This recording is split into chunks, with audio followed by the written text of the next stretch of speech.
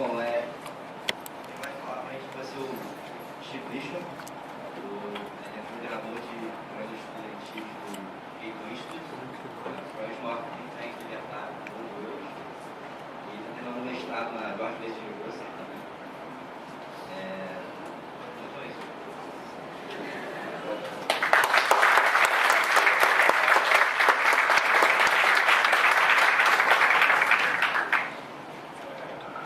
Oi? Fica. Se parar de andar aqui, você me...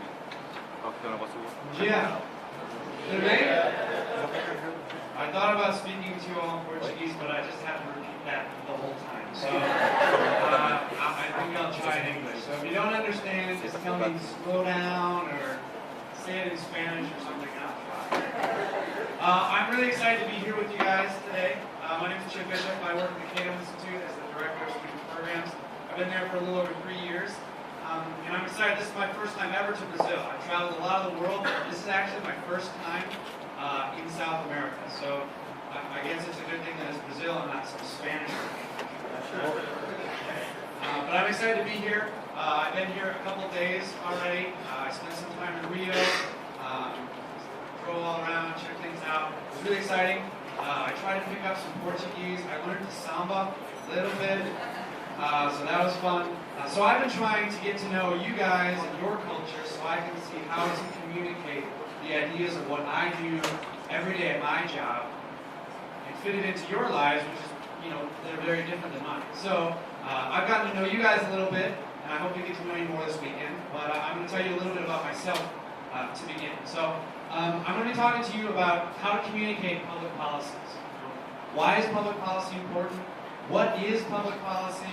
And how do you integrate those ideas into your life in a way that you can feel that you're enjoying yourself and producing, something towards a cause that you really believe in. So, my name is Chip Bishop. I grew up in Chicago. Has anyone been to Chicago? You like it? Is it good? Yeah, it's a good place. I grew up. I've got 2 siblings, an older sister, a younger brother, and my parents were pretty cool. My dad was a pilot in the Army, and my mom was a nurse and then became a professor.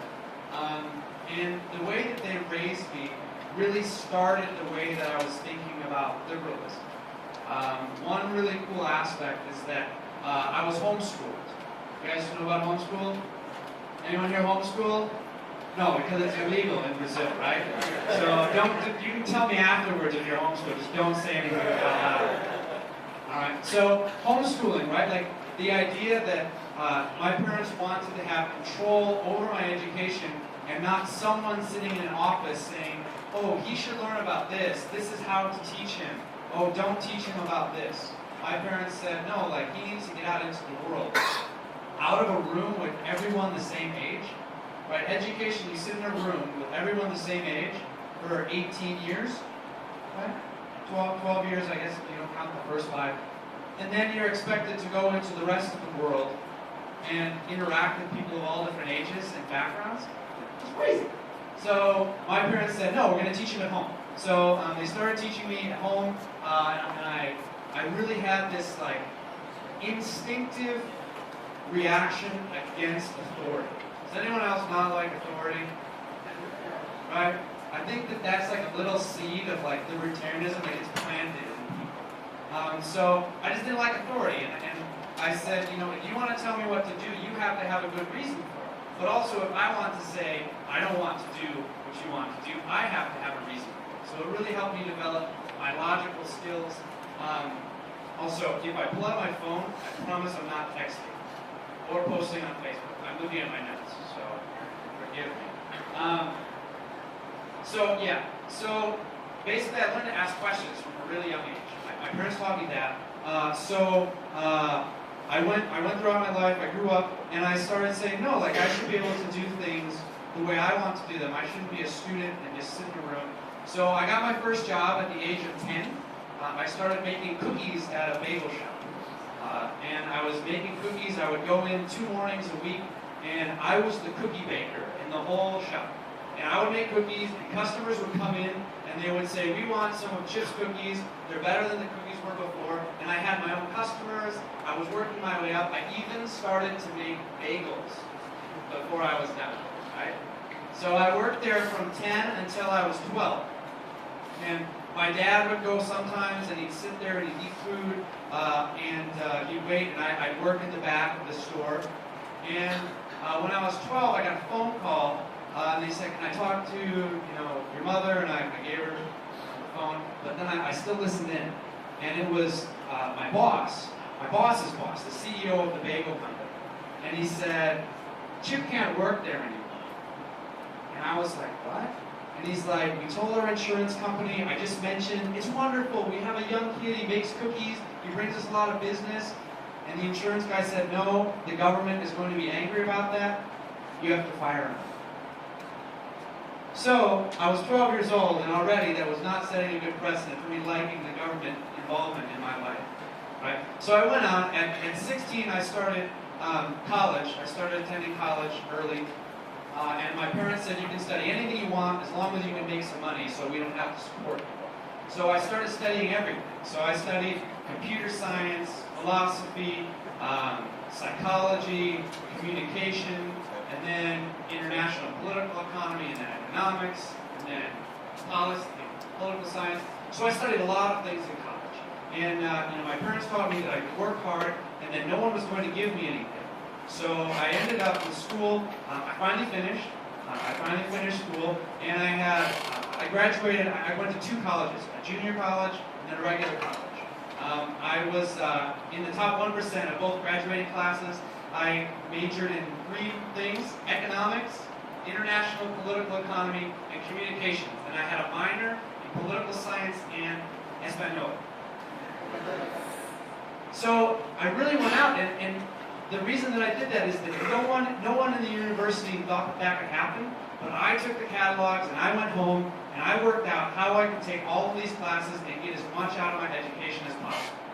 I went to like one counselor in college, and they were terrible. They made all the wrong classes. They made me go back and fix it. And from then on, I decided I was going to do it myself. So that really planted the seed in me, young. I didn't read, like Alexander was talking about. He read Atlas Shrugged, and that kick-started a lot of his thinking, right? For me, I didn't have those books. I didn't read those things. I had life experience. Right? There's a saying that libertarianism happens to people. Right? Maybe some of you out there, right? You had a bad experience, and you say, I don't like this oppression. I don't like the government taking my money. I just got my first job. I worked really hard, and the government took 20% of what I just earned. Right? 30%, 40, 50%. I don't know what it is in percent, right? So, I don't know. Right? But libertarian happens to people. You think that you're living your own life, but then the government kind of sneaks in, and before you know it, they're taking everything that you have, and you get a little angry. So that's kind of my background. So after college, I was looking at what to do. So I started working overseas. I worked in South Korea for 2 years. And then I came back because I said that learning about economics is really important to me. And I wanted to do something that made a difference and that I could study something that I thought was really exciting. So I came back to DC and I got a job at the Cato Institute. I actually talked to Alexander about working for Students for Liberty at the time, but he referred me to Cato Institute more than 3 years ago. So I've been at Cato, and they brought me on at Cato to take the work of the Institute, of public policy, right? And take public policy, the work that they do, the research, the papers that they write, and make that interesting to students, to young people, right? Because Cato publishes a lot in newspapers, they go on television, right? But how many of you read a newspaper every single day? Paper newspaper. Right? How many people watch cable news all the time? How many, do you guys more often use the internet? Use Twitter, use Facebook, use other things, right? So Cato brought me on and said, we need to communicate our ideas of public policy to young people. Because young people, we don't know what public policy is. We've been institutionalized our whole lives. We go up, we go to school, our parents give us money, our parents give us food, give us education. We usually don't have to work. So we're basically little socialists. Right? We're pretty much socialists until maybe even through college, until our 20s. And then we liberals think that socialists should automatically become libertarians. It takes more work than that. You have to take off the bad clothes before you can put on the good ones. So they brought me on to Cato, and that's what I do at Cato. I work on taking public policy and communicating it to young people, to be people from the age of about 15 to 30, that age. So, now I'm going to talk about what is public policy. Who has a really solid idea of what public policy is? I won't call on you, so don't be embarrassed. Right? So public policy is this idea that we use because we understand it, because we work with it, but then the rest of the world has no idea what it means. So the human condition, if you don't know what something means, right, is to be defensive and be like, oh, yeah, I know what public policy is, don't ask. So here I am to tell you and explain what it is so you can know, and next time everyone can raise your hand and say, I know what public policy is, right? So public policy, there's a couple ways to look at it. So this first definition I got in the dictionary, and it used complicating words, so I summarized it below. Right? Basically, public policy is an action taken by government to influence the behavior of people based on some ideal. So, is there anyone in the audience that's naked right now? Is there anyone that wants to be naked right now? Right? Maybe, right? But you're not. Why? Because there's a policy, right? Because maybe I would like to be here naked, but you probably don't want me to be here naked. So we decide together, we're going to make a decision to not have people naked, and we're going to make that a rule that we all agree about, and that's for the betterment of society. Probably true. Right? So that's what public policy is. Public policy is supposed to be about making rules, making ways to live so that life is easier and better for everyone. But the problem when you start making a rule is what? It keeps on going, and you start making rules about everything. Right? So public policy, there's an approach, right? When you're making a rule, right? When we make the rule that everyone has to wear clothes, the idea that it comes from is we want people to be comfortable so that they can talk about ideas and not be distracted, so that they can, not have their vision blurred by something scary. Right? That's the idea, that we want people to have higher level communication with each other, so we'll take out these distractions. That's one way to look at it. Libertarians look at policy and say, we value freedom. When someone is born, right, in the States, this is baked into our culture. All men are created equal. Right? Everyone is created equal. You're a person. No one can enslave you. Right? We've had bad experiences in the U.S. and in Brazil, right, with slavery. That's kind of a bad thing, probably. Right? Because you're taking somebody that is a person and you're taking them and telling them they can't do something. So, libertarianism comes to public policy from the foundation that liberty is important. That being able to make your own decisions, even if that means you fail sometimes, is better. Right? If you made a robot and you program the robot to say, I love you, and he says it every day, every hour, for the rest of your life, you're going to be really happy, right? Why not? Why won't you be happy?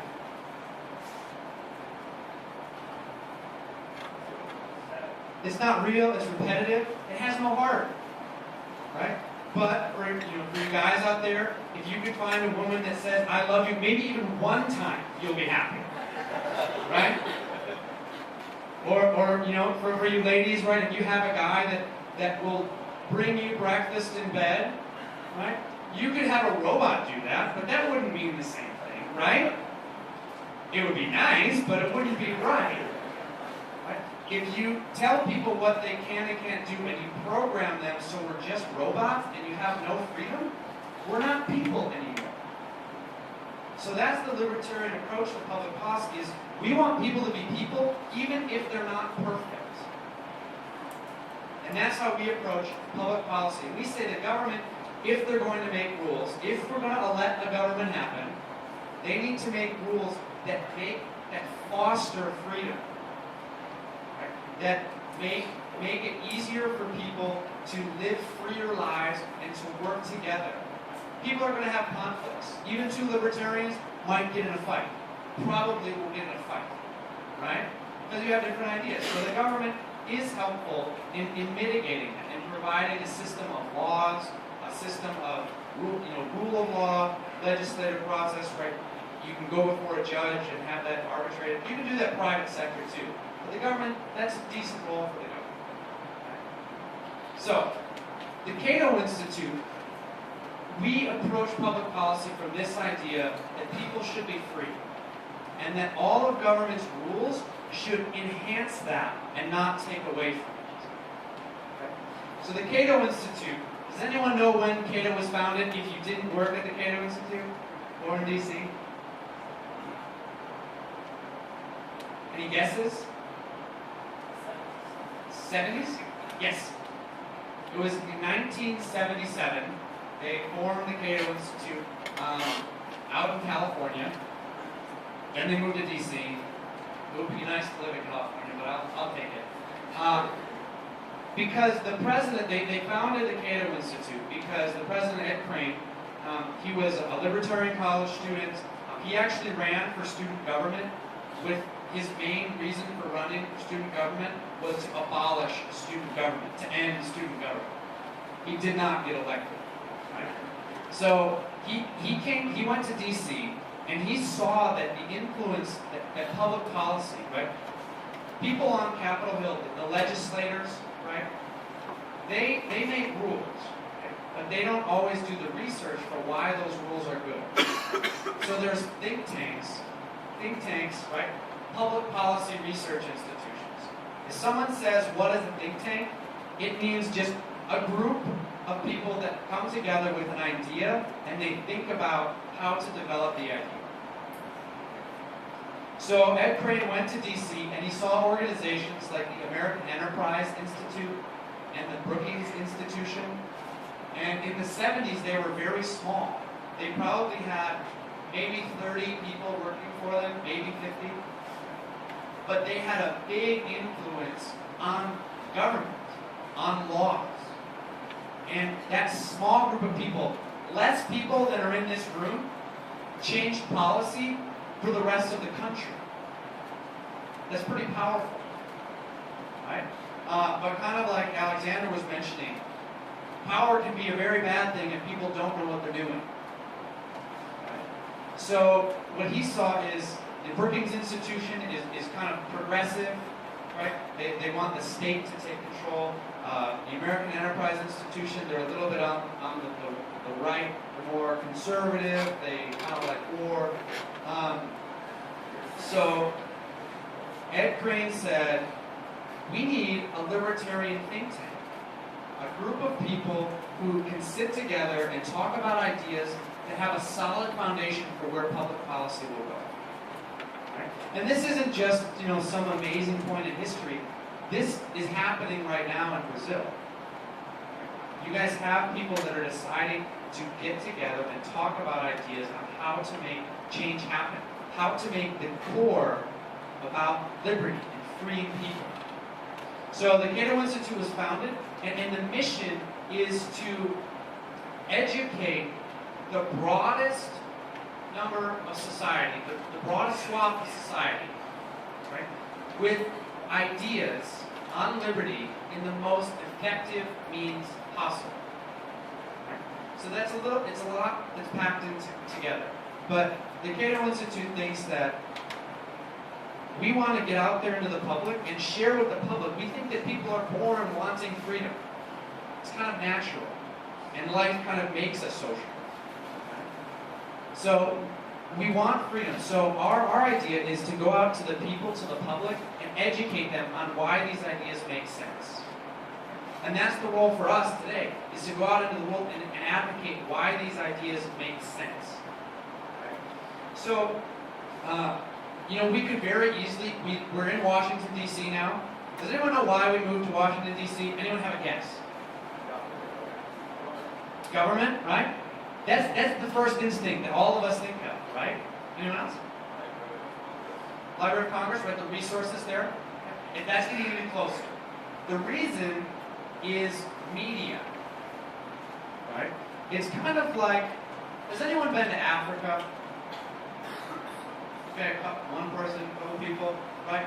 It's like those watering holes, right? You have that big pond where all the rain comes, and then you have, the gazelles, they come and they drink the water. But then why does a lion come to the water? Not for the drink, yes, but mainly because it wants to get the people, to get the animals that are there for the water. The lion wants to jump on the deer. That's why Cato's in D.C. The media is like the deer, the antelopes. They go and they're drinking the water of politics. They want to be involved, they want to know what's going on. We're there because we want the media, because the media leaves the pond and goes out into the rest of the country, right? And spreads the word. Not negatively. That's the one difference in this analogy, right? But we're in D.C. because the media has access to the rest of the world, but because of where our political system is, the media flocks to Washington because that's where the power is. Right? Cato is pretty anti-government, so it doesn't make sense for us to go there. And one of the reasons is, if we're going on the Capitol Hill and we're trying to tell them these libertarian policies are the best, vote on this now. That's hypocritical, right? It's saying, we believe that people should make their own decisions for them, but we're going to go and tell someone else to make decisions for everyone else, because we think it's right. No, that's silly. It's wrong. Right? We want to go and tell the people and convince the people that these ideas are right, so that they can tell the government, don't do that, do this instead. So that's what the Cato Institute, that's what the purpose is. And that's what our purpose is. It's kind of, we're all deputized. We're all made little Catos in the world to take these ideas and advocate, not to the government, not to the people in power, but to the regular people, because these ideas make sense. All right, so the Cato Institute is founded on these main principles. All right, first, has anyone seen one of these before? The Declaration of Independence? The American founding is a really interesting social experiment in life. At pretty much no other time in modern history was a country just poof, started. Right? Founded with the ideas of government. Right? With government being of the people, for the people. In the United States, people existed before government. In most other countries, government and people exist, they've always existed. So the Constitution is kind of where Cato got its name from. Around the time of the American founding, there were these British philosophers, political philosophers and journalists, Thomas Gordon and John Trenchard. And they were writing back and forth. It was the blogs of the 1700s was the newspapers, right? One person would write an article in the newspaper, it would go out, another person would answer, and everyone else would read that conversation. Because the whole idea of American independence was kind of a hot issue in England at the time, they used a fake name, Cato, and they called it Cato's Letters. And these letters wrote back and forth about the amazing idea that a people can decide that freedom is so important that they're going to limit government only to support those freedoms.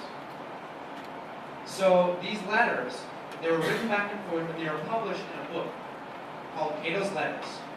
And that book was found in the personal libraries of, I think, almost all of the American founders who signed the Declaration of Independence. It's pretty amazing. When we go back and we look at the personal libraries, it's evident that Cato's Letters, these ideas, infiltrated. So that's where we get our name from. It is Cato. It relates to the Constitution. Then we have 4 pillars. At Cato, we have 4 pillars that all of our policies are based on. And then we've got, a capstone on it. So our first one is individual liberty. That sounds like a pretty good idea, right? Do you guys like to be individually free? But it's also kind of a funny concept. What does it mean? So I'm going to enlist some help from Jimmy and Sally. Alright?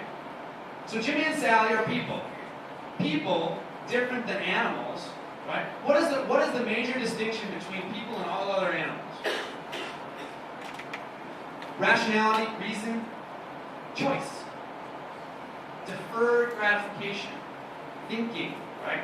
I'm not going to eat this pizza now. I'm going to save it for tomorrow when I'm starving so I can eat it. Right? That makes sense. I want to, study now instead of playing video games, which is pleasurable, because I know that in the future it will help me. Maybe years and years later. But individual liberty, we want the choice to be able to. So Jimmy and Sally are different because they can think, right? So Jimmy says, he wakes up this morning and he says, I want to wear a red shirt. He puts on a red shirt, right? He has the freedom to do that. He says, I want to, go on a walk. I want to do whatever I want. Right? I want to jump up and down. I want to sing songs. Right? He has the freedom to do that, right? But he has the freedom until the point where it infringes on Sally's freedom, right? So Jimmy can do jumping jacks as much as he wants until Sally's face is in the way of his hand, right? So that's how you exist in a society with individual liberty, is you can do what you want up until the point that it impacts somebody else. And that's a good idea. Individual liberty. You guys, most of you are in school, right? Did somebody tell you what you must major in school? Maybe some really strict parents. But most of you probably picked for yourself at least a little bit of what you wanted to study. Your interests, right? Some places don't have that. Has anyone gone to Germany? I visited Germany, and they basically know when you're like maybe even 12 or 14 years old what college you're going to go to, what career you're going to go to, and you go to special schools for that. Who, when they were 12 years old, knew exactly what you wanted to do with your life? One person. Right? Most of us didn't. I don't know what I want to do with my life now. So, individual liberty, the ability that you have to make your choices, would you want someone telling you what to do? But maybe they have better ideas. Maybe they know that you would make more money if you majored in this. So what? That's not my life, right? You want the freedom to do what you want. The next pillar is free markets. Free markets is very closely related to individual liberty. I want to eat ice cream, right? Jimmy wants to eat ice cream. Jimmy doesn't have ice cream.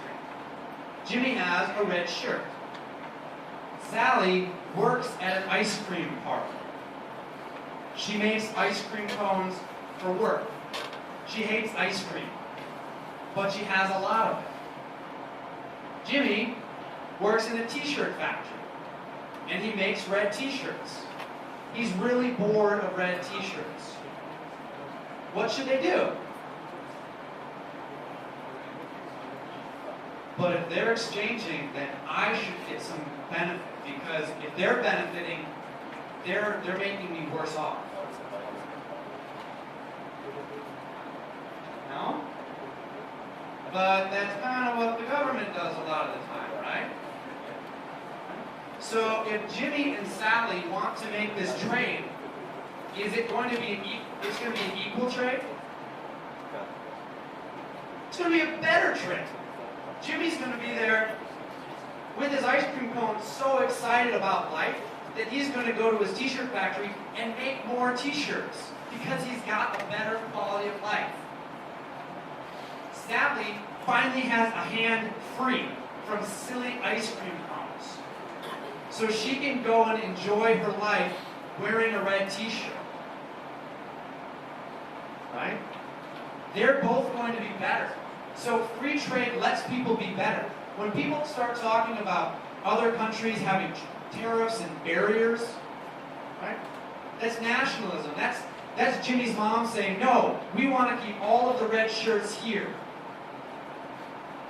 Jimmy's sitting there, Mom, you're crazy. Right? Sally is a person. She will benefit. And I will benefit. She's not less of a person than I am. She's the same.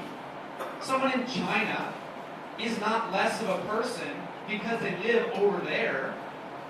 They're the same. They have the right to be free. Right? They want to be free, and they produce something that I can't. I produce something that they can't. We should be able to trade without someone stepping in and saying, no, no, no, no, bad, bad, bad. Right? That's like saying, there's another person, let's call him Sam, Uncle Sam. That's what we call the government, right? And Sam has just the cone, no ice cream. And he says, Jimmy, we go to the same school, you have to trade me. And Jimmy says, no, I want a whole ice cream cone with 2 scoops. And Sam says, sorry, I can't do that, but we go to the same school, you have to trade me.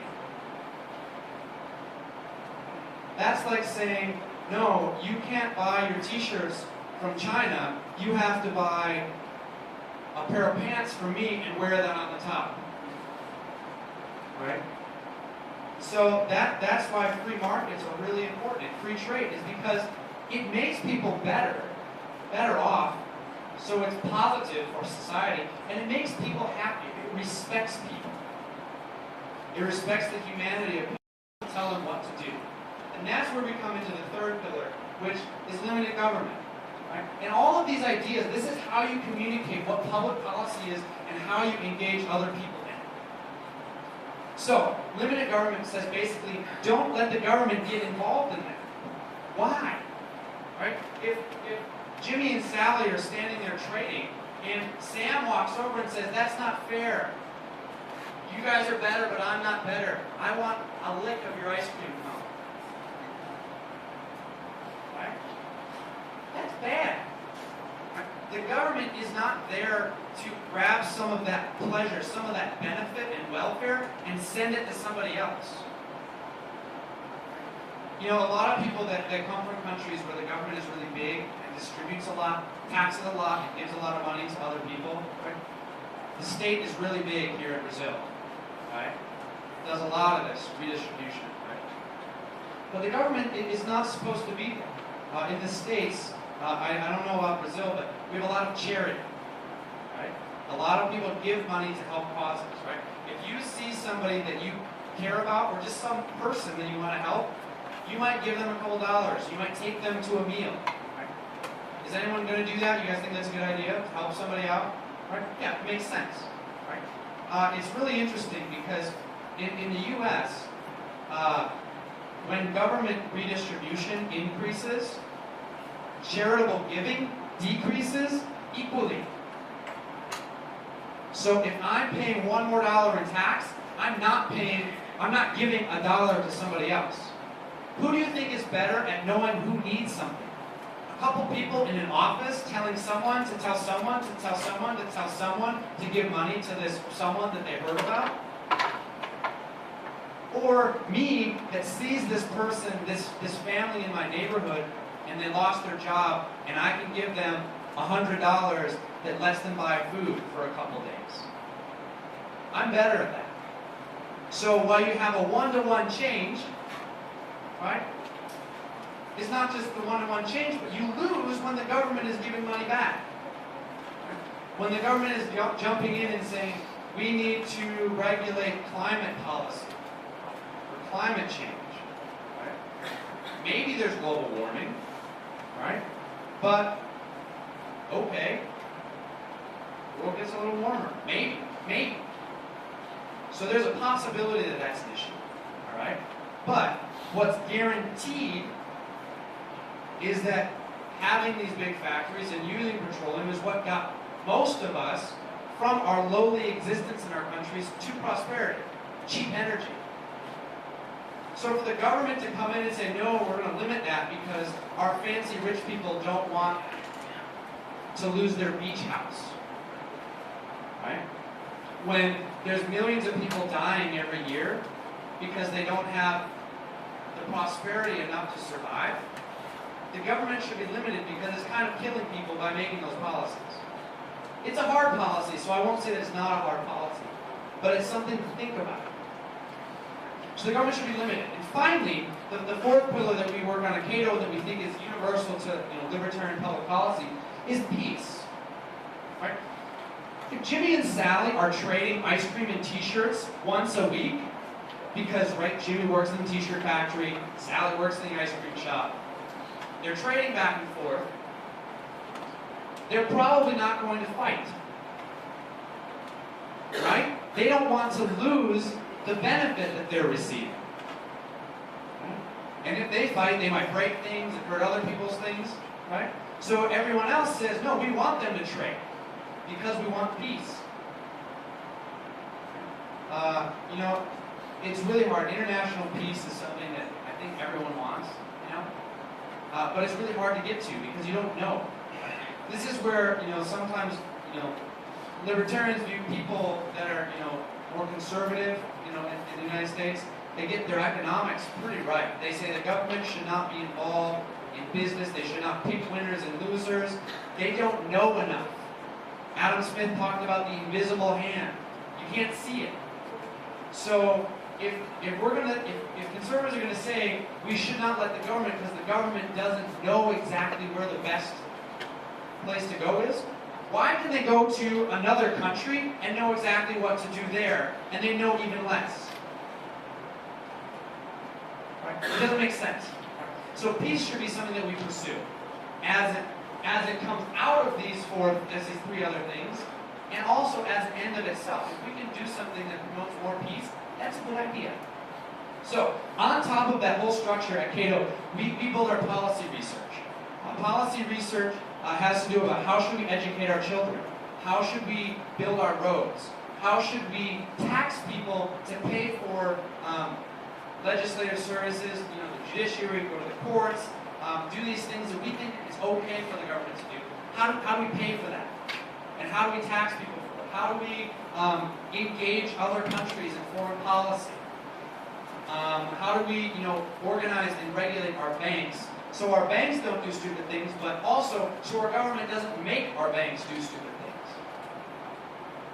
So we have all of those different policy areas at Cato. We have, trade center working on global trade. We've got who else? We've got some environmental policy people. We've got tax policy. We've got civil liberties people. We've got technology policy. Right? Does anyone remember? Does SOPA or PIPA mean anything to you? Right? Good idea? No. Right? This is something that, again, I touch on what Alexander was saying. Our generation is much more friendly to liberty because we have the most libertarian global spread idea ever, which is the internet. Right? You can get around the government anywhere you are and get what you want. You're not hurting other people, you're just benefiting other people. Interesting. So SOPA and PIPA, they say, no, we want to regulate this. It's going to be fine if the government takes over. Right? So we have someone that writes on that at Cato that covers basically, the government regulates almost every area of your life. Right? If you look down, you'll see your shoes, they regulate what your shoes can be made of. They regulate how your glasses are shaped, what foods you eat, the chairs that you're sitting in, how big they have to be. Right? The government is involved in almost every area of your life. Kind of scary. So, Cato, we try to provide scholars that cover almost every area of your life and provide a libertarian policy perspective on those issues. So, that's the Cato Institute, and now we'll dig in a little deeper about why public policy is important for millennials. Millennial generation is basically anyone under the age of 30, 32 technically, and down to, what is it, down to 12, right? Between 12 and 32, right? That's us, basically. So what are some defining facts about millennials? This is really interesting. We're very different than our parents' generation, right? How many of you remember what it was like to see your first cell phone? How many were just born with cell phones as part of your reality? Right? We're on that edge. How about, let's see, well, here's some facts, right? The average number of jobs that someone is going to have at our age, by the age of 26, they're going to have 7 jobs already. How many jobs did your parents have, or your grandparents? 7 in their lifetime? Probably not, maybe 2. 1. Right? We're very different. We go out and we're able to get what we want, and our society values that. You want to change your job? I'm not going to hold that against you. Benefit yourself, and then come back and help us later. 33% is the proportion of young people, at least in the States, that lives in cities, and it's similar in Brazil. A lot of people live in cities. That's where life happens. That's where excitement goes on. That's how you spread ideas. 50 is the median number, that's right, of text messages that we send every day. Did your parents send this many text messages when they were 20? No, right? Maybe they sent smoke signals, right? All right, and this one is really interesting. So we're tech savvy. We want to be engaged in the world. We want to be informed. We want to produce and be creative, working on some jobs. But 37% is the rate of unemployment for people that are young. That's a lot. That does not count students. That counts people who want to get a job and that's their one thing that they're focusing on. 37% of those people, when you graduate, you'll be part of that lot. And there's a 37% chance you'll be screwed and will move home with your parents and be a child again for a few years. Right? I mean, that could be nice, but you probably want something different in your life. Right? So it's really interesting because we have a very libertarian generation, and yet we like the government and we want the government to do things, but we don't realize that those things compete against each other. And we don't have jobs because of government policies on trade and regulations. Right?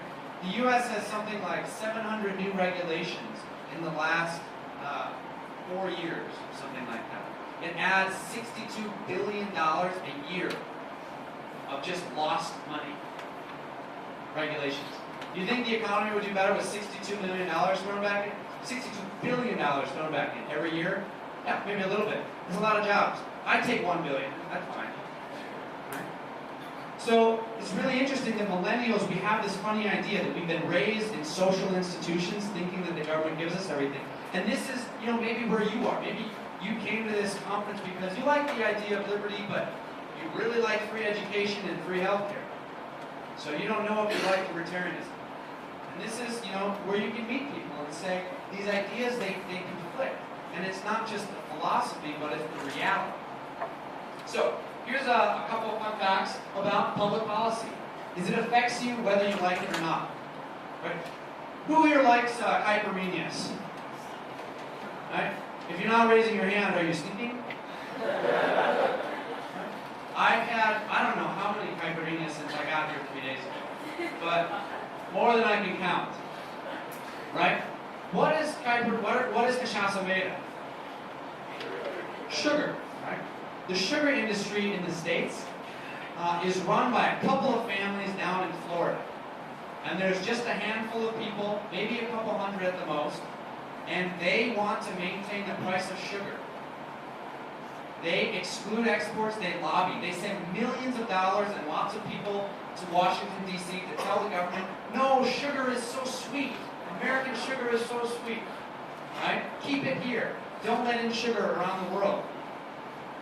Sugar prices around the world are half of what they are in the States. At least.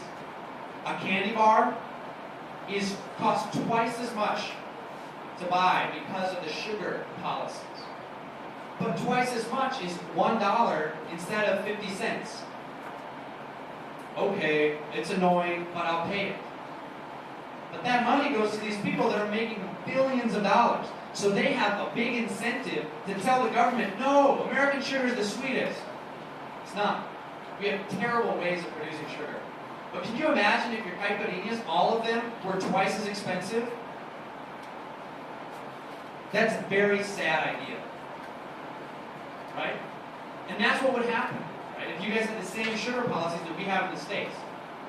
Also, there's this law in Santa Catarina that if you have triplets, you get government assistance. Triplets is like 3 babies, boop, boop, boop, right?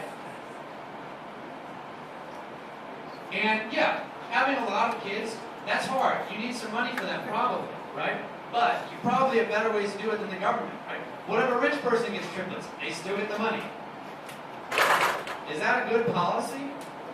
No, but it's like on the books. I don't know if it's actually legislation yet, if it's been enacted, but this is like a topic, a conversation here in Brazil.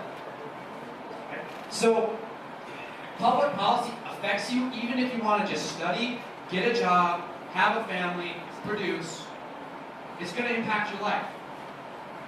Another thing is young people are an easy group to exploit because you're in school, you're studying things, right? You don't care about the world. You want to focus on your future, right? We always talk about Brazil being the future, right? And that's what you're studying now for. But because of that, the government can take plans. They can say, oh, we're going to start a new payment plan as old people, and the young people will pay for it. It's a bad idea, but the young people aren't going to vote. So the politicians have a shield. So young people are really easy to exploit. And that's why young people need to be involved in public policy to say, hey, this is not cool. In the U.S., Barack Obama, right, was elected in 2008. It started a big conversation here in Brazil, around the world, for lots of different reasons, right? And young people were empowered, right, in the first times in their memory. And they were valued. And I think it was something like 50% of young people voted. I think, isn't voting mandatory here in Brazil? Right? Which is kind of crazy, but in the States it's just different. It's voluntary. Right? So only 50% voted. That was huge compared to history. A recent poll by the Generation Opportunity, they had this survey of 1,000 young people, and they asked how many people are planning to vote. Do you think the number went up or down because of the bad economy? Right, there's some debate, right? It went up by 50%. Right? More than 70% of young people plan to vote in this upcoming election in November. That's not because hope and change is inspiring. That's because they sleep in their parents' house and make no money and can't take their girlfriend to see a movie. That's bad. So they're getting involved because young people can be exploited in their future, right? Young people are getting more debt than they're making in money every year. That's not inspiring. All right. Also, the public policy lifespan is very long. Right? This is an interesting thing. How many of you guys take tests in school? Everybody? This is to see if you're awake. If your teacher is answering questions that you have, is that a good thing? Right? Not a question? Yeah. It helps you deepen your knowledge. But is it always a good thing? It helps when you start the class, when you're working towards the test, you have a test. But at the test, if you're sitting there and you say, I have a question, what's the answer on number 7? Is that answer going to help you in the long term? No.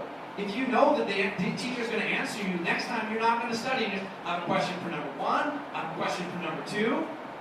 Right? There comes a point where you need to take out the teacher and stop assisting so that people can do things on their own. Public policy is very easy for the government and politicians to tell you, oh, the teacher will always be there to help you. And it might be true, the teacher might always be there, but you're going to be stupid. You're going to have no education. This is true with the government. If the government is going to pay for your education, and then pay for your housing, and then pay you when you have children, and then pay for your retirement, who's going to work? Some people that really want to succeed, but some aren't. So public policy has a huge lifespan, and we have to be involved now because we have to take these ideas that are convincing. I like the idea of the government giving me things for the rest of my life. I work at the biggest libertarian organization in the world, and I like the idea of the government giving me lots of things. Because I'm rational. I like stuff. I don't like the way that it happens, but I like the stuff. So we have to change the minds of young people and say, you actually have a chance to make a difference if we get together. And we actually vote by our principles. We go out and rally in the streets on our principles. We get together with Students for Liberty around the world, and we show the world that there's a reason that public policy matters, and that young people are going to take it and change it. And finally, it's easier to be informed than ever before. Right? How many people have smartphones? You have the world in your pocket right now. That's pretty cool. Right? That's amazing. You can research anything. And because of that, there's people whose jobs are easier. People that write articles, people that do reports, people that make websites. Their job is easier to get this information and analyze it and provide even better information that you can get for free. This is an amazing time to be involved in public policy because the ideas are out there. More ideas on all sides let you see what the best ideas are. Right? And that's why policy is important for young people, because we're getting screwed, but we have the means to change it. So how do you engage people? How do you take people that like the government giving them things, they want to focus on their future, they want to work in business, they want to be a dentist, they don't want to work in public policy. How do you get them excited? That's a really good question. That's what my job is. I'm trying to figure it out. I haven't figured it out, and I've been working on it for 3 years. So, these are some things that I learned. The discovery of liberty-based public policy ideas is a journey, right? People aren't instinctively Rothbardian libertarians. If you don't even know what that means, that's exactly what I mean. Liberty, you start with this concept that, hey, I kind of like freedom. I like choice. The child, I don't want to sit in my seat. Mom, I'm going to run around. Right? It's instinctive, but the rest of life socializes you. So you have to dig in someone's brain and flag these little areas that says, hey, remember, you like freedom. Hey, you're smart. This is why freedom's important. This is why the government shouldn't be doing this in your life. You have to start big. A lot of people that get involved in libertarian movements and these ideas, they get really deep. And the deeper you go, the more you know and the more you're excited about these ideas. But if you go and you try to talk to your average person, they're going to think that you're insane. Don't do that. Right? A lot of times, even in think tanks, they want to take the reports that they produce, the books that they write, and give those books to the world. It's a good idea, but you're going to have a lot of dust collectors on your desk. Right? Because you need to find people where they are and inspire them to get deeper on their own accord. So, when you're shooting, you might have 1,000 books that you want to give away. If you just take them to a university and you just go into a classroom and you give one out to every student for 1,000 people, is that going to be the most productive way to use your resources? No, right? Because a lot of those people don't care. You need to go and talk to those people and give them little websites, exciting graphs, things that are inspiring. Not tell them, we need to change the mortgage market. Here is a 300-page book on how that's possible. no, I definitely won't want to like liberty if you do that to me. Right? You need to go out and start big. And just talk to people about ideas. Right? People at this level, right, they're inspired by ideas, by pop culture, by the concept that they can do something big. That's where you have to start. You have to start on the cool things about liberty. Hey, you can benefit from this. Hey, what if the government didn't pay for this and you had more money? What would you buy? I would go on a trip to Europe if I had $1,000. Right? I would do these other. You have to start on these basic things and then funnel it down to your people who are more interested. People that might go to one of your Students for Liberty meetings, and you give them. They're more interested in being informed and feeling like they understand policy. So you need to have things to talk to them about. You need to have papers and research and meetings and speakers. And then below that, you're going to have your leaders, your core group, and that's the core group where you can throw your 1,000 books, and that 1,000 books is going to be multiplied through all of society because it's targeted. And this is how we reach young people. We wonder, we're so excited about these ideas because they make sense, and we want to get all this information into people's hands, but we skip this funnel approach. And we end up failing, and then we say, I have not succeeded, I'm done with this, I'm going to go make money where I know that I can be successful. It's a good approach. Right? You might be better at that. But try approaching spreading public policy to young people in a different way. Just talking to your friends. Hey, what do you think liberty is? What does it mean? Get people talking. Oh, check out this website. Here's this video. Have you guys seen libertarianismo.org? Right? There's a lot of videos on there. Right? I think their viewership went up from like 100,000 to like 400,000 views or something in like a very, very short time. People are excited. Young people like technology. Give them these. Don't give them the Mises book. Give them an idea that won't put them to sleep. Give them an idea that will keep them awake so they find the Mises book on their own. Or find you so you can give that to them. So, next point is use your network, your time, and your leverage status as a student. At what other point in your life are you able to walk into someone's office and say, hey, I would like some free stuff, please give it to me? As a student, you're allowed to do that. You're expected to do that, and people are excited to help you. That doesn't work for me. I can't walk into someone's office, right, and say, hey, can you hook me up? No. Students have a very unique opportunity because you are the future. And it's not just some cliche, like literally, you're going to be getting older and you will be the future old people who are making babies who are the future. That's just the facts. Right? But people want to have a better future, so they want to invest in you.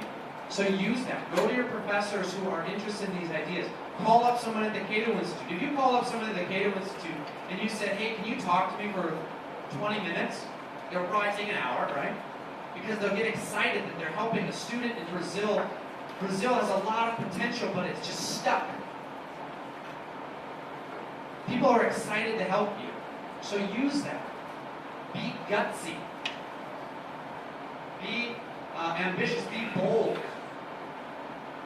To make this happen, because people want to help you. I'm telling you that, if people come up, and this is not, I guess if all of you email me, I'll try to respond, but if you email me, I want to help you because it's my job, but I want to help you because it benefits you and you are working for something that I'm passionate about, but it hasn't happened yet, and you're younger than I am, and you have more of a chance to make it happen. I want to help you. So use that. Jump on these opportunities to go to conferences when someone's going to pay for you to go. Right? Mises Institute Brazil, I think they probably have student scholarships to go to things. I've seen, a bunch of libertarian Brazilians in the U.S. at different conferences for the last 3 years that I've been there. They've come and worked in D.C., they've gone to conferences, right? Not many of them have paid their own way. A lot of people pay for them to go. Take those opportunities. Show the world that Brazil is exploding and more money will come in, not less. Focus on what's sexy. All right? This is an idea that a lot of libertarians and a lot of policy people get wrong, is that they don't focus on what's engaging and cool. They're like, no, we are going to debate why the financial crisis happened and what the problems are and how we change the mortgage rules so that this is fixed. Oh man, that gets me so excited. No, it's boring. It's important, but it's boring. But you need to start with things that are cool, right? One of the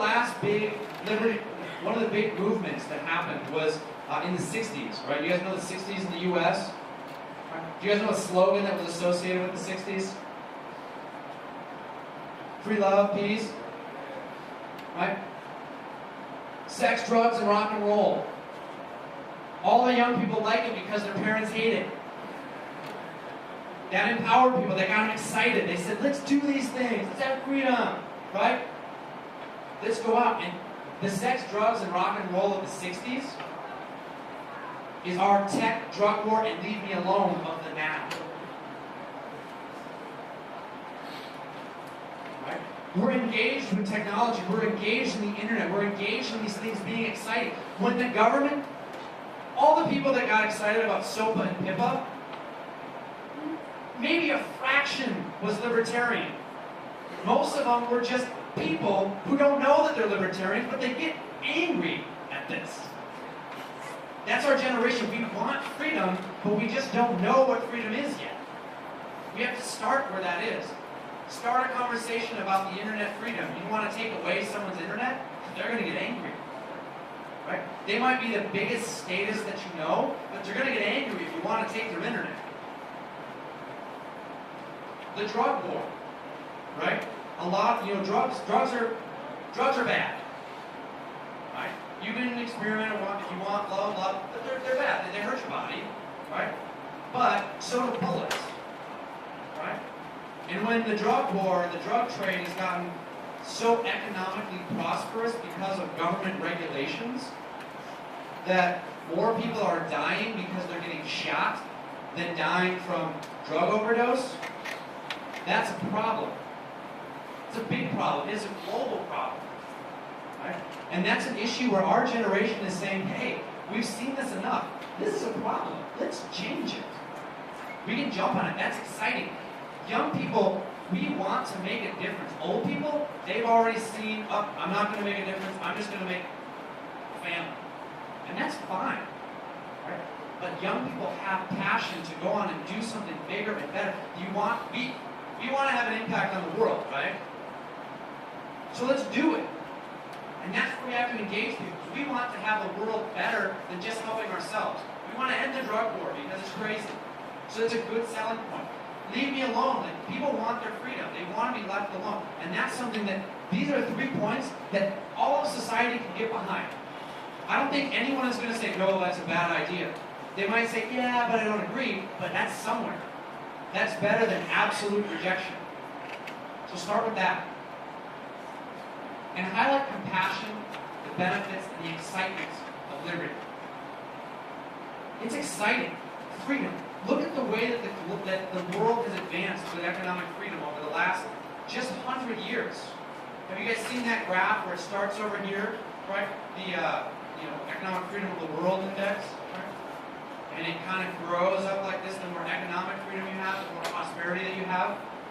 You look at another graph at global prosperity, and it goes like this for a really long time. It has a little bit of this, and then it asymptotes. Can't see it anymore. That's exciting. How many people had ice in their drinks in the last day? Refrigerator, maybe? Everybody, right? How many people 200 years ago had ice in their refrigerator? 0. Think about ice here in Brazil, where it's hot all the time. What would it take for you to get ice 200 years ago? Slaves, right? Ships, those from Antarctica. Something. It's so hard. But I go to McDonald's, I get some ice, oh, too much, and I throw it away.